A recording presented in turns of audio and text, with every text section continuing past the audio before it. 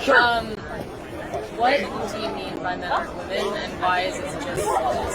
Well, it's pretty self-explanatory. The second part of your question, I'm sorry. What did you say? Why is it the topic that Oh, you yeah, care well, about? it sparks conversation, for sure. And I think it's also just rather fundamental to be able to, organize a society if we can't agree what men and women are, right? So, but yeah, I believe gender and sex are the same thing, and biological reality shouldn't be ignored. So why? I mean, that's not quite my question. Like, because I understand that. Okay, as sure, your yeah. argument. But what compels you to sit on a college campus and talk about it? Like, why is it a topic you're passionate about? Well, it amazingly meets disagreement, and I'm curious as to how on earth someone could disagree with this. So I think that's worth kind of exploring and kind of talking about.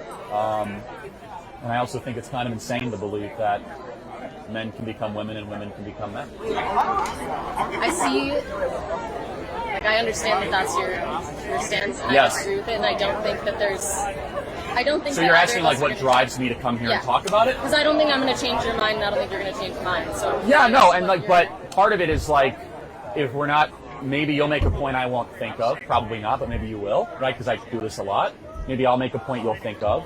But also, I'm a big believer that public and open and sometimes provocative speech is fundamental to a free society, right?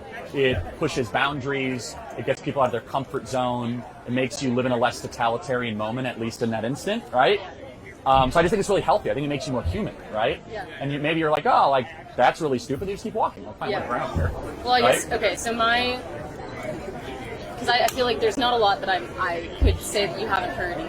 Yeah, I mean, which is why I'm sure. my main thinking on the topic is that for a lot of people, for trans people, I don't know if you're, for a lot of trans people, like, it's a matter of life and death to express themselves the way they want to and embrace the identity they want to, and to use the pronouns that they care about.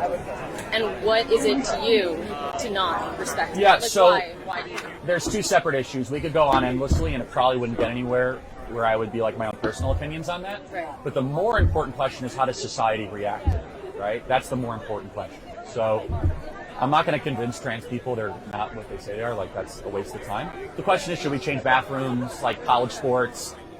That's the more important question, right? Should we teach this stuff in schools? And I would say, the moral question from my perspective is that I believe people, first and foremost, born as biological men, right, should not be allowed to exploit or damage or harm people that do not have the same testosterone, bone density, or muscle mass. Let's just take like athletics, right? So NCAA women's swimmer champion Thomas was a man, transitioned to a woman, wins the NCAA championship, right?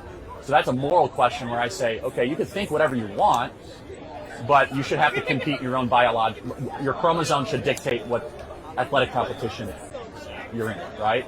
So you say it's a matter of life and death. I think doing therapy, whatever, but your therapy shouldn't be disenfranchising other female athletes. Does that make sense? Yeah, but that's specific to athletics. That's just one example of a ton, right? Like,